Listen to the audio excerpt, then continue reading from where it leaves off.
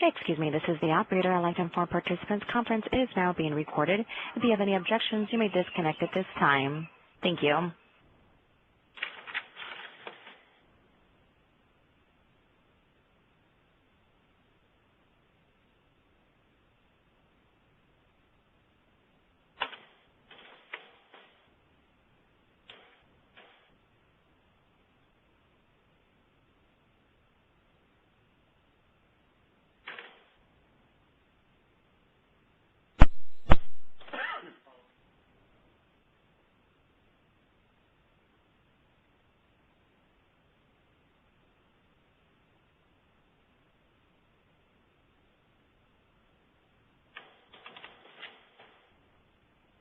Do I just start?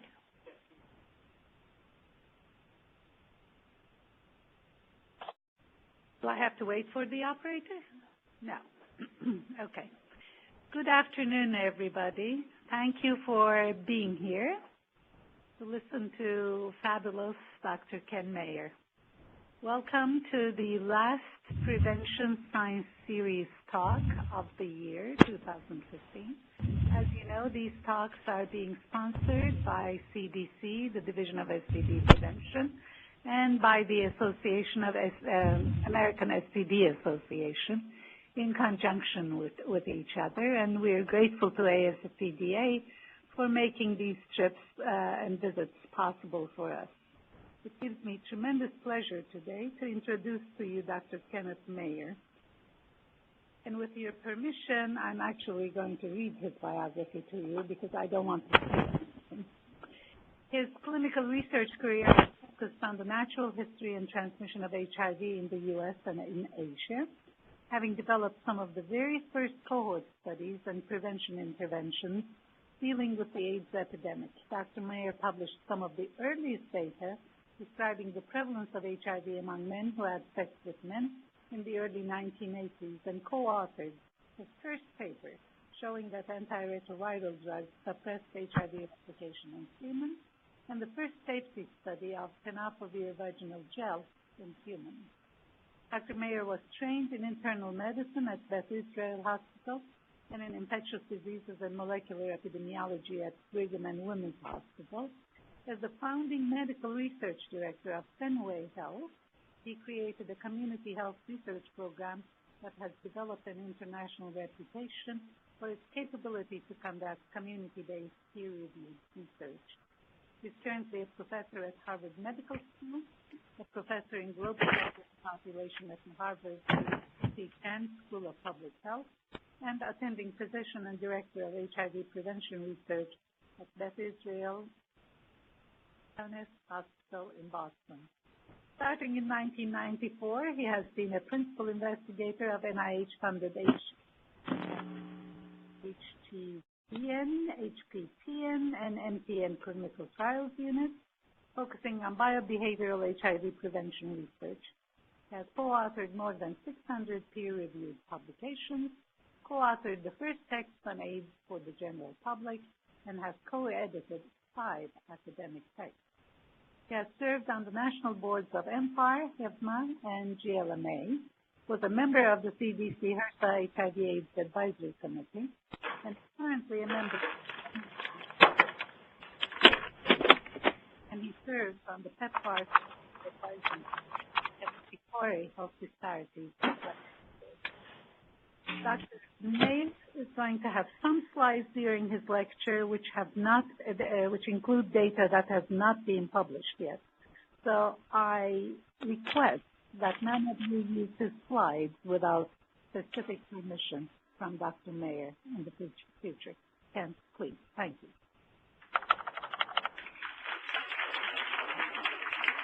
Thank you very much, Steve. It's really an honor to be here with you, with colleagues with CDC. And I always feel if I come here, it's like Colston Newcastle. You know so much and you teach so much and do so much. So what can I tell you that you don't know already? So it's so much to say in so little time. So I wanted to just a few things. Some people may not be as familiar with Fenway Health, so to give you the context where the work where we do it. Talk a little bit about the new paradigm because not everybody is maybe as familiar with some of the recent pivotal trials. and then really focus on the challenges and the opportunities for us to be controlled because of these changes in HIV treatment and prevention. And really, when we're talking about men who have sex with men, talking about the fact that they're diverse and one size will not fit all, and talking about some of the sources of the health disparities and the primacy of the provider in this new paradigm. In downtown Boston, its patient population has grown over the past few years. This is our building, which is 2 blocks from Fenway Park, for those who are familiar with Boston, or 3 blocks from Harvard Medical School. Fenway has always had a specialization in sexual and gender minority health because of the demographics of the neighborhood. So we ask people at intake, are they LGBT? And a lot of people don't answer, but of those who answer, it's about evenly distributed between sexual gender minority people and heterosexual patients, which allows us to do a fair amount of comparative work as well. Embedded with Fenway is what is called the Fenway Institute. It's not a separate organization, but it's sort of a mini academic center within a primary care center. So we focus on health promotion, disease prevention. We focus on sexual gender minorities and also people living with HIV, but also other underserved populations. And it's the part of Fenway that involves research and evaluation, starting with some of our earliest studies were with the CDC. We were one of the first sites to do a discordant couple study of MSM discordant couples that was back in the 80s. That led to developing research infrastructure where we have physicians, other health professionals, as well as behavioral scientists and social epidemiologists working together to do research, and then look about professional education and policy and dissemination. Seth, you mentioned we've been involved in a number of the NIH clinical trials, and we've had electronic health records since 1997, and this allows us to do a number of database projects. So we're in a number of the NIH and other funded networks, and this is the website for the Institute for those who are interested. So the new paradigm, what we have really basically in terms of HIV treatment is study HB2052 that the treatment could serve as prevention. But what's really more important this past year are the START and Soprano studies basically saying that initiating treatment independent CD4 count is beneficial for the individual. So there's really a consensus now that individuals, once they find out they're HIV infected and are ready to initiate treatment, should begin treatment. So that's really part of the new paradigm. But the question is, how relevant is this for men who have sex with men? HB2052, we were actually a pilot site for, but enrolled very few MSM couples. But Andrew Grulich at the University of New South Wales, and now working with collaborators in Brazil and Thailand, has a study called Opposite Attracts that's only enrolled MSM discordant couples where HIV-infected partners undergo antiretroviral therapy and virologically suppressed, and then they're counseling them about safer sex, but they're observing to see if they see any linked transmission. And CLAI, the abbreviation here is condomless anal intercourse, and so when all the partners were virologically suppressed, they did not see any transmission. This is more than 5,000 attacks. Obviously, the confidence, because the relative number of couple-year follow-up is relatively small so far, still exceeds 0 for the confidence interval. So the study is still ongoing. But the point that we have to think about with MSM couples and heterosexual couples is protection from whom. So their study also documented a high level of non-monogamy, particularly for the Australians, so that more than a quarter had condomless anal intercourse with an outside partner in the previous 3 months. Quite strong. The evidence base for PrEP is also quite strong. This is sort of a summary of all the different PrEP studies. And the second grouping are the 3 MSM efficacy trials, and they all show high level of protection. And the study that I think is most important and relevant here for the SED division was the PROUD study led by Sheena McCormick. Basically, in this study, individuals were told you're going to get access to open label tenofovir FTC, or you'll be put on a queue. And if we show that this is efficacious, you'll get open access to PrEP. So people knew what they were getting. And people said, well, in the real world, MSM may be less adherent than in studies like IPREX, where the intent to treat efficacy was 44%. Here it was 86%, so really doubled the efficacy in the real world. And because of the high incidence in the deferred group, who were told you can get post-exposure prophylaxis, and almost a third of the people used post-exposure prophylaxis. And still, the number needed to treat was extremely favorable. 13 people using PrEP would prevent one infection per year. And the risk behaviors were similar between the two arms in the study. So this study really helps underscore why PrEP can play an important role for HIV prevention. But another recent study that just came out, published in JAMA Internal Medicine from the San Francisco Health Department in conjunction with the Miami Health Department and Whitman Walker Clinic in Washington, D.C., showed that over 48 weeks of observation period in their open-label PrEP demonstration project, they saw that NCDs started going down towards 24 weeks, but then started going back up, particularly rectal STIs. So clearly, one unintended consequence of PrEP is the likelihood of having increased STIs, and we'll talk a little more about our own experience in Boston. So at Fenway, we were one of the original CDC safety study sites for PrEP, and then we're one of the 2 sites in the U.S. for the IPREX trial. So we've been involved in PrEP research for more than a decade now, but the FDA only approved PrEP for clinical use in 2012. Looking at our electronic health record, 2014 was when we really saw a huge increase in the number of PrEP initiators, and this year even a larger number. So there are now more than 1,000 people at Fenway who have had a PrEP prescription. The majority of people who start are still on PrEP, but some people go on and go off because their periods of risk are more limited.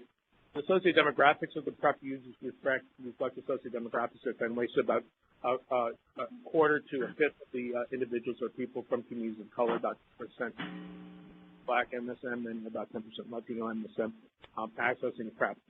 What we do see is a phenomenon of self-referral. So 158 zip codes, that means that a lot of people are coming just to Fenway just to get PrEP. The number of people in the neighborhood and the zip codes near Fenway, which have a larger gay population, those are a minority of the people using PrEP. Because we have health reform, practically everybody is insured and getting access to PrEP. We have diffusion of innovation. Majority of the providers now are PrEP prescribers, where initially there was some skepticism. We guess that about a quarter of the HIV uninfected MSM who might benefit are on.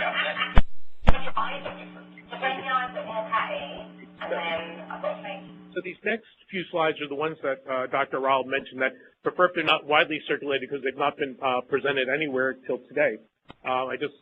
We just ran the trends, so I thought it would be useful for this meeting and perhaps subsequent meeting you're going to have on syphilis. So here you can see our secular trends over a 15-year period. And you can see that PrEP, the first people with syphilis who were on PrEP, we didn't detect that till 2013. Yet you can see that we consistently have high percentage of the people with syphilis diagnosed at Fenway are MSM. The percent who were HIV infected initially went up and seems to be going down a little bit, which may, again, reflect some of the comfort that uninfected people have about sexuality in the current era. But you can see the most marked line, the blue line, is the total number of cases, starting with about 10 or 12 in 2000, and we're now well over 100 cases per year in 2014, and in 2015 will not be any less. So you can say PrEP may be associated with some increase in the inflection points here in these last couple of years, but certainly the line was going up well before the introduction of PrEP. So we can't just blame PrEP. We can simply say treatment as prevention or therapeutic optimism may be playing a role. Gonorrhea trends, even more dramatic increase here. Again, mainly MSM, a higher percentage non-white here. Percent of HIV infected people decreasing and consistently lower than among people with syphilis, and several people were diagnosed on PrEP even in the earliest days that PrEP was made available to people. The other trend in gonorrhea, which I think is notable, is detection by site, and you can see that an increasing proportion are rectal tests that are positive, not urethral. Very small number are pharyngeal. I didn't want to show those data. Chlamydia trends, we don't have as complete data going back as far, but looking at over the last 5 years, again, mainly MSM, a little less, so a few more women, but certainly still the vast majority MSM. The total number of cases going up, the percentage who are HIV co-infected low, and the percentage of people with chlamydia who are on PrEP going up. And again, a high prevalence of rectal chlamydia by site. So what's going on? Well, first of all, I wish I could give you the easy answer, but I think that two of the take-homes today are that the nature of STD risk for MSM is multifactorial, and MSM is a useful epidemiologic term, but it's really multiple microepidemics and different kinds of drivers. So we certainly know that individual behavior plays a role, so people have lots of partners are more likely to encounter an organism. We also know that the biology is quite unique for MSM, certainly particularly for HIV. If you think about the fact that the rectal mucosa are most susceptible to HIV, and that MSM are in a unique position because of role versatility. So the person can be very susceptible to HIV, acquire HIV, and then can be a transmitter of HIV, and that's also true for some of the other STDs that we talk about. We also know that particularly for minority within minority groups, so for example, Black MSM, if people are socioeconomically deprived, and if people tend to be more likely to meet partners from within their own subgroup, sort of mixing, that hyper-concentrates an epidemic as well, so that Greg Millett and others have shown that the number of partners among Black MSM, if anything, is less than white MSM, but the prevalence the prevalence pool is much higher and therefore more likely to encounter HIV. We also have to know that there are sexualized venues, there are bathhouses, and certainly we know social media play a large role.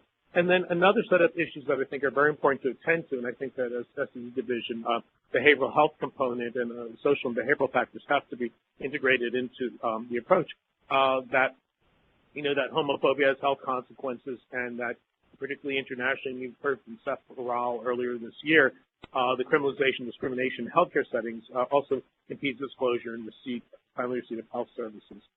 So the cartoon says, no, we're not twins. So again, MSM is a very convenient epidemiologic term, but I do a lot of work in India, and colleagues at the HAART Trust, which is a large clinic for sexual gender minority populations in Mumbai, this was their schema of their view of the universe of the different subgroups within the MSM cosmology. So Hijra, transgender individuals may fit in under MSM because they're born male, but they definitely have a totally different social provenance. In fact, in Pakistan, most recently, they have added a third gender to passport applications to the recognition that this is a group apart, but it's within this larger MSM circle. But they also have a couple groups that are occupationally considered separate. So this is, again, a different way that people view the universe of MSM. We did a study in Mumbai with HAART Trust using respondent-driven sampling. We started with seeds who were men who were married to women but also had sex with men, and men who were not married, and then we did the RDS. And if you look at the RDS adjustment, except for syphilis, you have almost identical rates of the STIs, and generally the married men, if anything, had higher rates of the STIs than the unmarried men.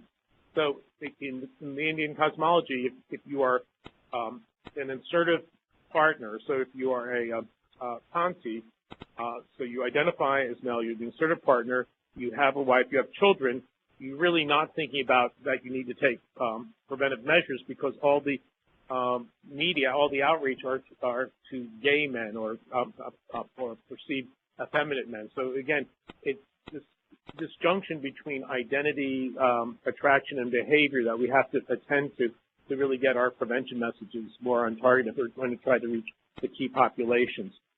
I was fortunate to be part of a group with Chris Barrer and Patrick Sullivan a couple of years ago where we put together a special issue of the Lancet about MSM and HIV. And just to review a couple of the concepts there, we have to take a life course perspective. So because same-sex behavior and gender nonconformity remain stigmatized in most societies, there are messages for youth that they're not normal, they're not accepted, still marriage, pressure, exclusion from military. Youth may encounter early loss of friends, lack of family support, lack of sanction from religious authorities, and this external stigma may lead to internalized homophobia, which can lead to depression, substance use. And particularly when we know that sexual expression is happening earlier, there's less buffering in younger ages.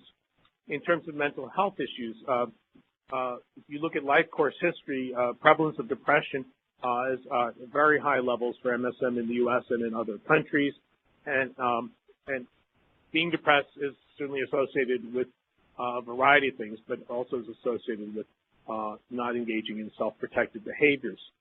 Ron Stahl, formerly up here, was the first person to use syndemic theory, talking about MSM and talking about external and internal factors, and certainly things like racism may be playing a role, particularly for minority MSM. This minority stress can lead to some maladaptive coping mechanisms, and this can lead to making people more refractory to engaging in preventive behaviors. This becomes particularly problematic if you use sort of a social cognitive model for behavior change. If you want to prevent disease, you have to figure out how to deal with the pleasure reduction that condoms might produce, but you can work to improve self-efficacy. You can develop peer models and other social models, and that will increase safer sex ed adherence. But this all blows apart when you have populations that have increased risk for depression, anxiety, mental health problems, and substance use. So Ron's seminal study, the Gay Urban Men Study, where they did phone surveys of more than 4,000 individuals, they documented high prevalence of depression and high prevalence of childhood sexual abuse, substance use, and all this correlated with recent high-risk sex and HIV prevalence. But Ron and others have said, what about the inverse? What about if you have somebody who's had all these terrible things in their life, 77% are still not engaging in condomless sex, 78% are not HIV infected. What's going right? So a whole new frame for the work really has to think about how do we promote resilience.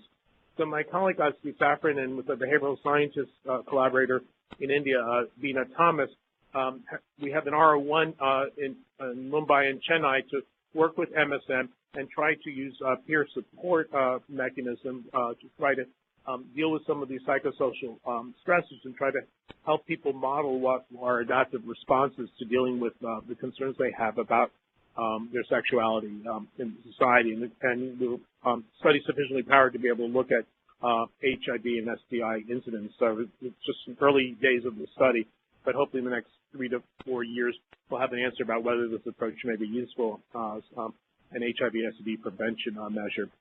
I mentioned intersectionality. This is Greg Millet's work looking at 24 comparative studies. We talk a lot about the HIV cascade. This is comparing white MSM with black MSM, and basically black MSM compared to white MSM are more likely to not have their HIV diagnosed. If they're diagnosed, they're more likely to be diagnosed infected. They're less likely to be accessing ART. They're less likely to be initiating HAART before treatment, less likely to have regular healthcare visits, to be adherent, and to be virologically suppressed. And all this is associated with lack of health insurance and lower income as well. So again, when we're talking about the endemics and the social determinants of health, we have to also be specific for which population of MSM we're talking about.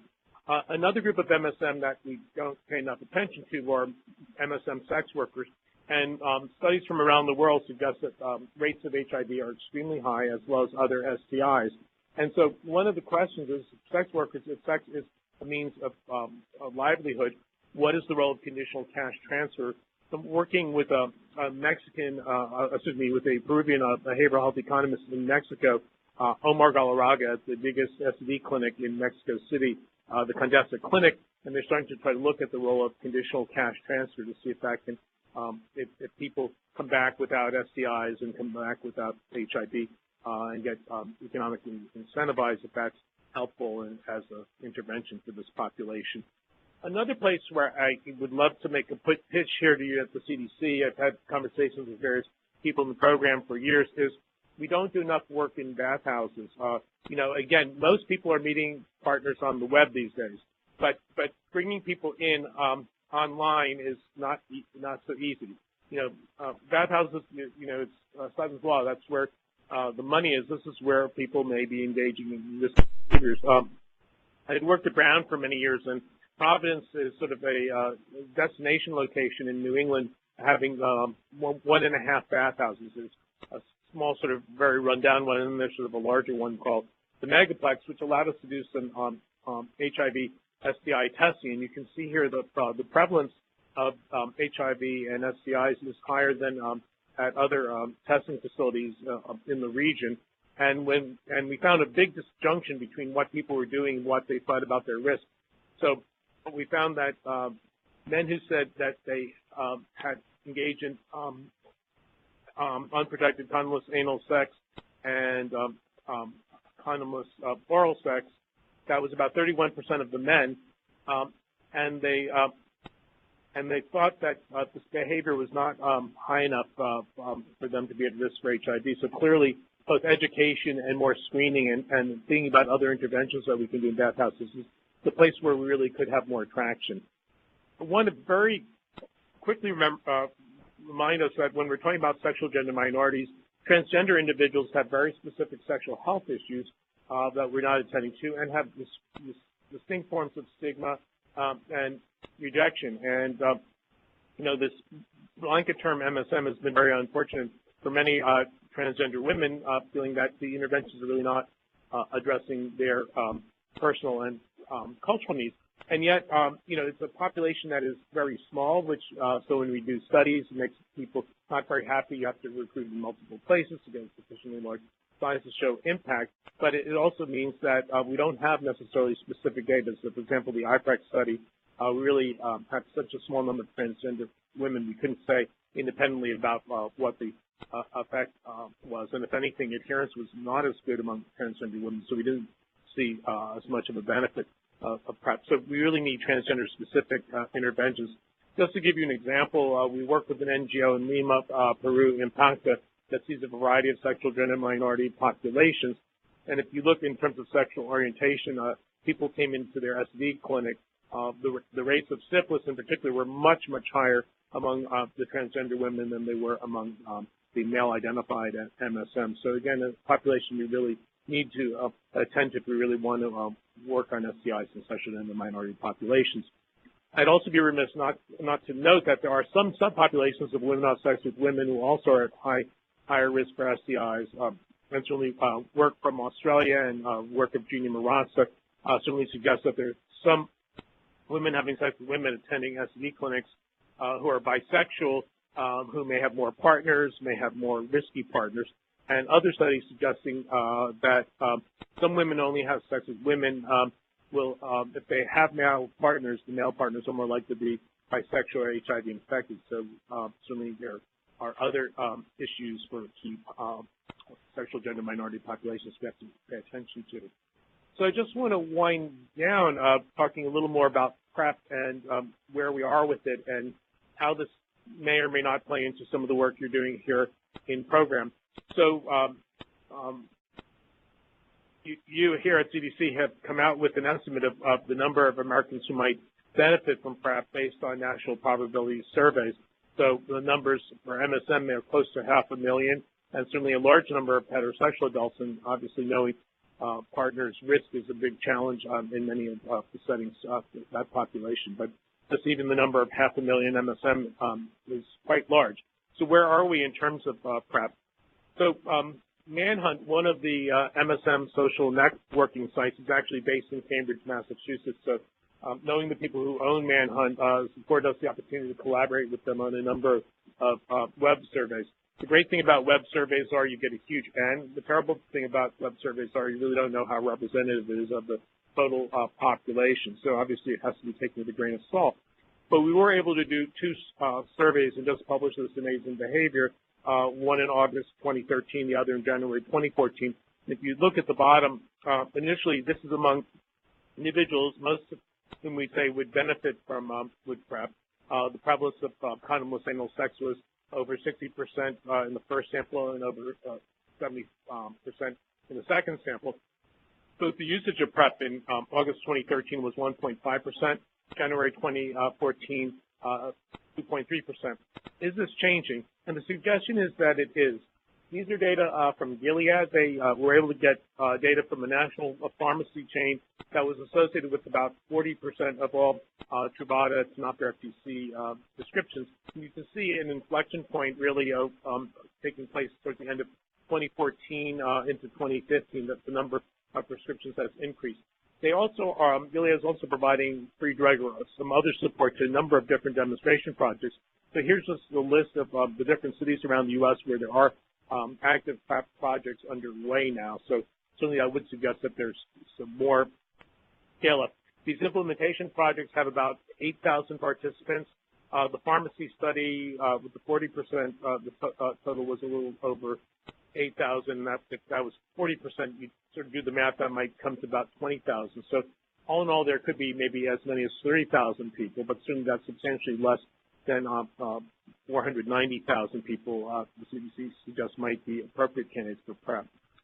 We went back and looked at the MSM survey, and I worked with very quantitatively gifted grad student at Harvard School of Public Health, Katie Oldenburg, and did a multivariable analysis and said, who are the early adopters of PrEP? And no surprise, more likely to be college graduates, were more likely to have been diagnosed with an STI, relevance here, more likely to have used post-exposure prophylaxis. And I see those two variables, and these are all independently significant. Those two variables are contact with the healthcare system as well. And the fourth variable, which was independently important, was comfortable talking with a provider about MSM sex.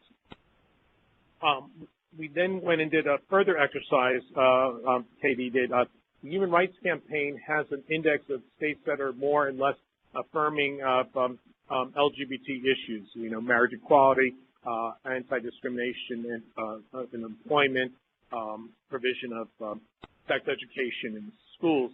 So she was able to show a direct correlation that the people who responded to the Manhunt survey, again, a convenient sample, but people who were in states that were more affirming were more likely to use PrEP, were more likely to be out to their providers, but overall were less likely to be engaging in condomless sex. So you have kind of the blue state paradigm in that in the red states, people were less likely to have said that they use PrEP, less likely to be out to their providers, but overall more likely to be engaging in condomless sex. So clearly, again, another target for structural interventions.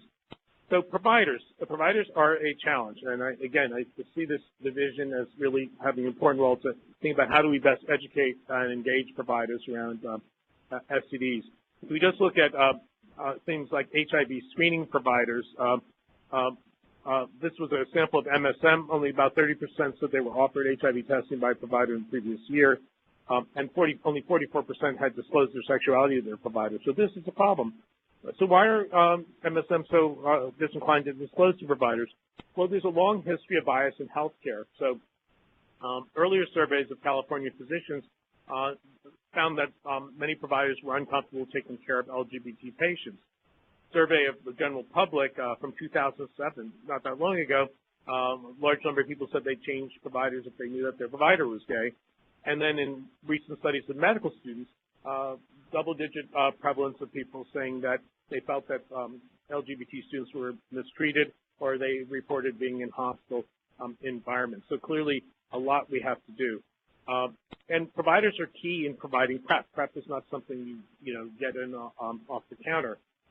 Doug Krakauer is a young physician in Boston working with me who's very interested in provider-patient communication. And this survey with our AIDS Education Training Center sample, interviewing providers, basically found that in 2014, the majority of the providers who responded, and these are mainly HIV treatment providers, expressed a lot of discomforts with PrEP provision. So that clearly are major impediments to scaling up this intervention. So this comes back to sort of one of our mantras at Fenway, the need to provide culturally competent care, that sexual gender minority patients may receive suboptimal care. They're often reticent to disclose their providers. The providers are often unaware of the diversity of their patients and the different health conditions, so they're not able to respond in a culturally appropriate and tailored way. And ironically, lots of studies over the years have shown that providers could be very helpful in their coming out process because of their social role, their secular priesthood role. And, culturally competent care is a basic human right, but certainly promoting that. And I know that the division has been supporting programs. My colleague Harvey McIntyre runs an education center partially funded by HRSA, is doing a lot of trainings, and I think that's one way to get things moving forward. PrEP also has now an online reality. So this young man actually posted this picture of himself in an article he wrote in the Huffington Post. So this is not a breach of confidentiality. But you can see here that people are now starting to advertise their PrEP use in their profiles as well as their seronegative status. There are a variety of web resources available to educate people about PrEP, and I would just submit that again here in the division to think about how we can use the internet, web-based education, referrals to program, and trying to really make it an obligatory standard of care that providers, if you're going to be providing PrEP, to be providing screening and educating the communities at risk that you may protect yourself against HIV now that you're not going to protect yourself against STIs. So the question I get a lot is, well, what about structural changes in LGBT health? So will increase civil rights improve health outcomes? So at the bottom of the cartoon says, gays and lesbians getting married, haven't they suffered enough? But there's very good social ecologist Mark Katzenbuehler who's done some really nice work. And one of his studies, he looked at rates of teen suicide in Oregon, and he separated counties by whether the school boards allowed for gay straight student alliances or not, and found a direct correlation that the non-affirming counties had higher rates of teen suicide. Mark did a postdoc in Boston and looked at Fenway and found that the MSM tended to have lower medical costs after marriage equality.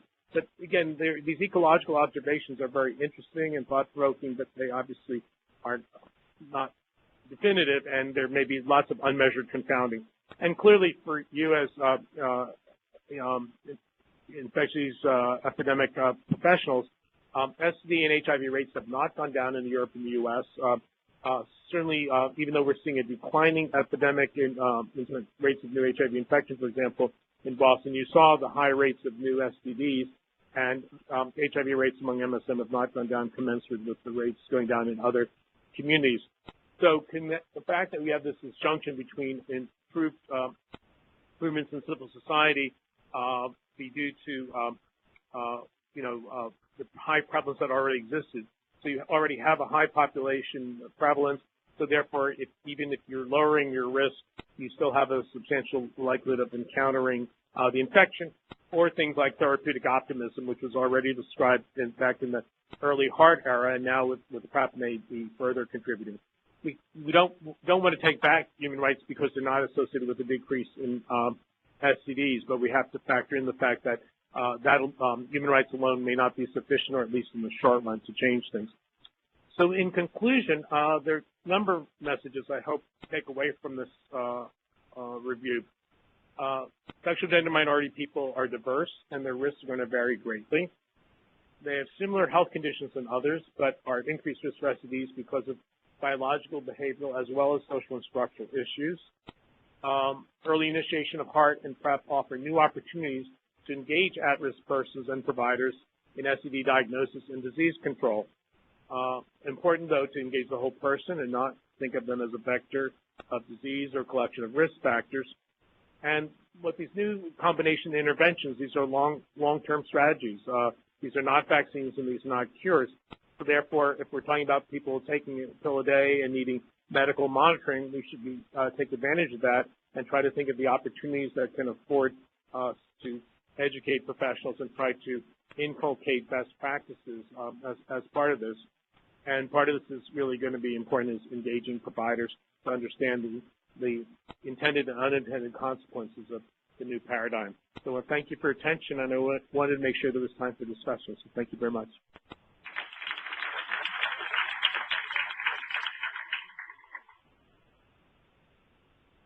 And for those on the phone, press *1 to be queued up with the operator for a question. Thanks.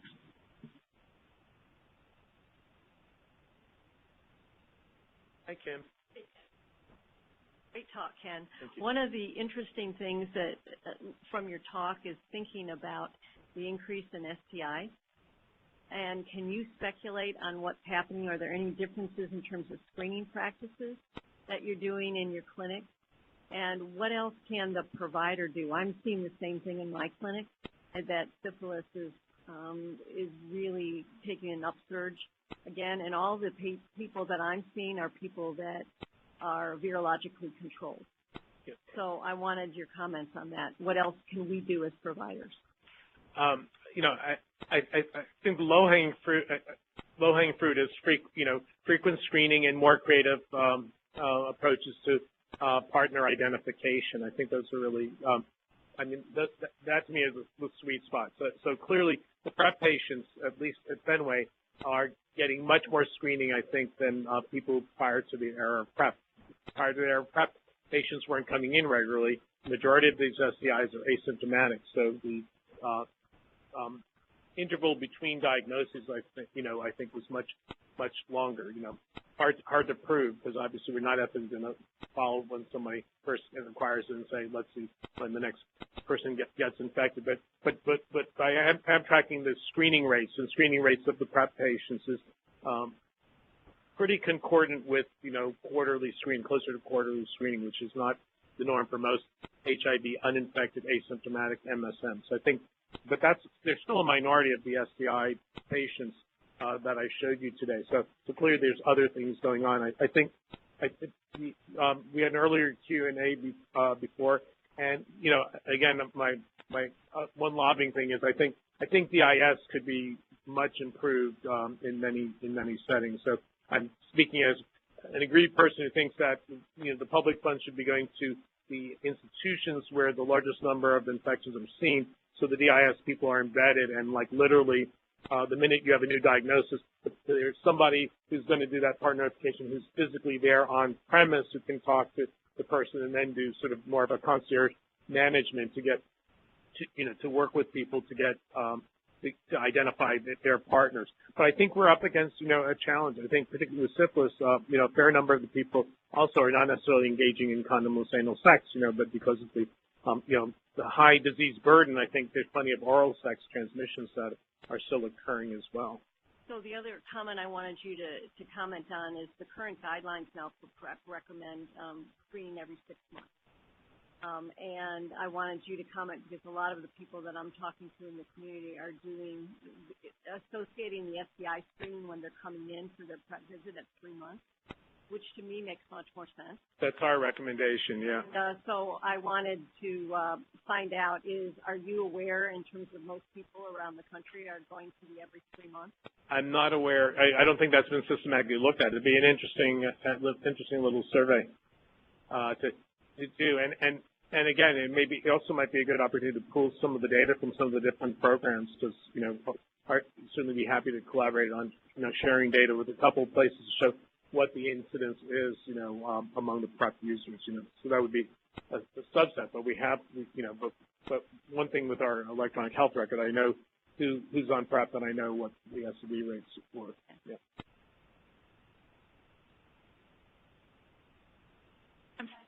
Yeah. I'm Stephanie Fauza. I'm the director of the Division of Adolescent Mental Health. You referred a couple of times, but only briefly, to younger teenagers, and I don't have a specific question, but would just love to hear your observations about what you're seeing in terms of things like coming in for HIV testing, STD testing, requesting PrEP. Anything from your adolescent medicine clinic that you could just give us a sense of from your observations? No, thank you. And Dash is starting an exciting new project with one of my colleagues, Sean Cahill, and NORC, start really, getting more information directly from the youth to be able to develop great programs. So definitely a shout out for that. One of the challenges, I was afraid that I would have too much to say and run over. So some of the slides I didn't show, we were involved in this study, ATN 110 and 113. This was a study led by Sybil Hosick, and it was making PrEP available to young MSM, and the 110 cohort were 200 young men, homosexual men aged 18 to 22, and then the parallel study was a smaller study of less than 100 MSM aged 15 to 17 years of age, and it was open label access to tenofovir FTC, and then randomization to either an individual-based intervention, personal cognitive counseling, when Debbie's here, or to many men, many voices, so whether group intervention was helpful. And unfortunately, some of the lessons from that study are very much a cautionary tale about PrEP in younger populations. Adherence was lower than most of the other studies in MSM, in all the studies in MSM, and though better than some of the studies in Sub-Saharan Africa with women, but particularly because the tendency in the open label studies was that adherence tended to be higher. That in the placebo-controlled studies, people could sort of say to themselves, well, I might not be getting the real thing, and we don't know that it works. But this was after the FDA approval, the study was completed. So adherence was definitely a challenge. It didn't seem that one intervention was particularly better than the other around adherence. And adherence was particularly challenging for young black men and such men. So there's a real need for cultural tailoring. So there are a couple of next-gen PrEP demonstration projects that are underway to try to be more sensitive and more tailored to youth. And in terms of black MSM, there is a study that will be presenting data hopefully by this summer, which was conducted in the HPTN, is led by Darrell Wheeler and Sheldon Fields, and it was a PrEP demonstration project focusing on black men who have sex with men, and feeling that there are a lot of unmet social needs. And from some of the earlier work we did, a study that Beryl Copeland and I and Darrell led in the HPTN 061, the Brothers study, we found that, not surprisingly, that there are a lot of individuals, a lot of things that we're impeding with day-to-day engagement and care related to poverty, related to the prison industrial complex, related to disruption in their lives, and that trained peers seem to be essentially peer case management was helpful. So this PrEP study, HPTN 073, is looking at whether peer case management is helpful. So I think one has to sort of not think of this as just give people a pill, and particularly for more vulnerable populations, how to integrate this with addressing some of these social and some of the structural issues that interfere with being able to be adherent to medication. Any questions on the phone? Yes, I'm showing no questions.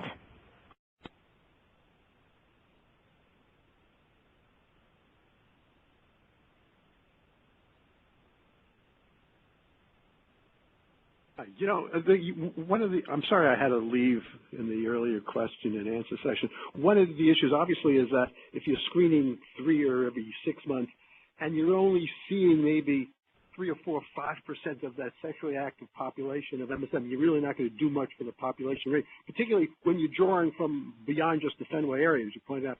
So the question is, what would be the tipping point? We think about sort of PrEP sort of being a challenge to ST prevention, but, you know, syphilis screening in general among the population of MSM is not very good. It's not a hard penetration. What would be the tipping point for PrEP delivery that actually, if you're finding those guidelines, may actually help turn the corner on syphilis transmission? Has that been something been looked at? Are you aware of? I don't think it's a great question, and I don't think it's been looked at. I think it would be a hard one, but I think, again, you have the intellectual firepower in this division to start trying to think that through.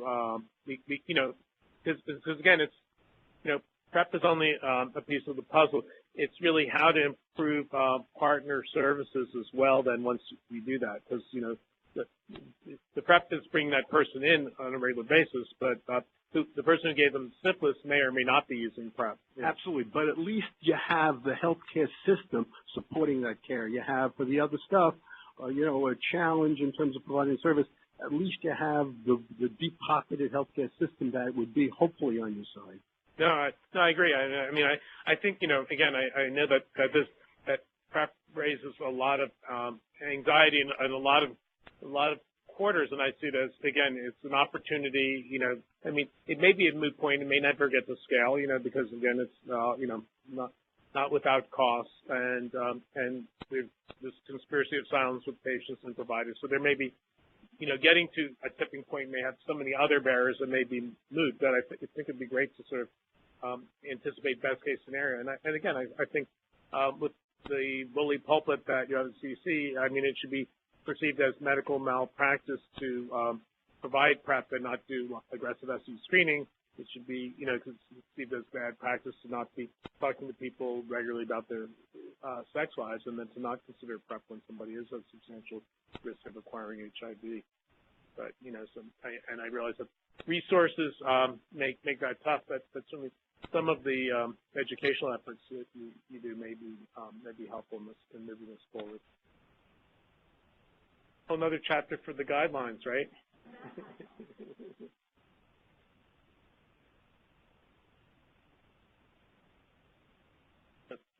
Oh, hi, Jill Hubbard. Since you mentioned education a couple of times, and I think what I'm hearing is this problem with adherence. We have to have the patients, the clients themselves actually trying to adhere to what our guidance is to them, and then we have the providers that we're trying to get them to adhere to guidance. So I was interested in one of your comments about training for providers, and really fascinated by the fact that you have DA. That's the thing. I was trying to ask, perhaps we would be in a great situation to measure the impact of training at some place like Fenway. Because that's one of the things we struggle with Division of STD prevention, trying to train providers, and that what we get from the trainers from the training is that the providers say they're doing a good job. And I didn't know if you had any data either from AAPC or from your own experience on the impact of training. No, it's an interesting question. I think I don't want to say that Fenway is nirvana, but at the level, the level of ongoing education, and because there's sort of a critical mass, it's like 15% of people living with HIV in Massachusetts get their care at Fenway, and the double-digit prevalence of the bacterial STD diagnoses. So there's such a volume that I think the providers proportion, even though at least half of them are general internists or family medicine providers. I think that's probably not the best place to look at that, because it would be hard to disentangle when did we do what training. But your comment, I can put in a plug for potential collaboration if we can find the resources. One of the other database projects I'm involved in is called CHARN, which is the Community Health Community Health Applied Research Network, and that's a network of 17 community health centers. It's funded very minimally by HRSA to have a common AHR, but the idea is part of HRSA's intent is that we go and try to go to Corey or NIH, but so the CDC, that may be a place where we could actually do an intervention at some of the other CHCs, because to be part of CHARN they had to have an EHR. So there you could have at time zero do an educational intervention, and then a look later, do you see increased rates of STD screening? Right, so cool. If there's any interest, let me know. Hi, Kevin O'Connor with STD. To pick up on Stu's point, a couple things about syphilis and HIV among MSM. We just had a surveillance report that talked about a big increase in syphilis, but it's still a rare disease. And the estimates that you had up there said, maybe 500,000 men might be candidates for PrEP. And what do we have? Maybe 20,000 TNF syphilis cases. Most of those men, half are HIV positive. So, there's a really close association between syphilis and HIV. And, so I think PrEP might, there's a two-way flow of information we ought to be thinking about, not just HIV, but, for men with syphilis who aren't HIV positive, we know they're very high risk for HIV, so they're great candidates for PrEP. So, I think there's probably things we could do to be looking at the epidemiology of both syphilis and HIV and roll that into the implementation of PrEP.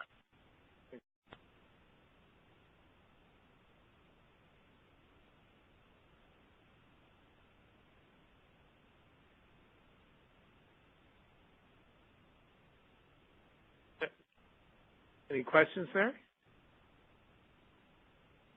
So no questions over the phone. Okay, thank you.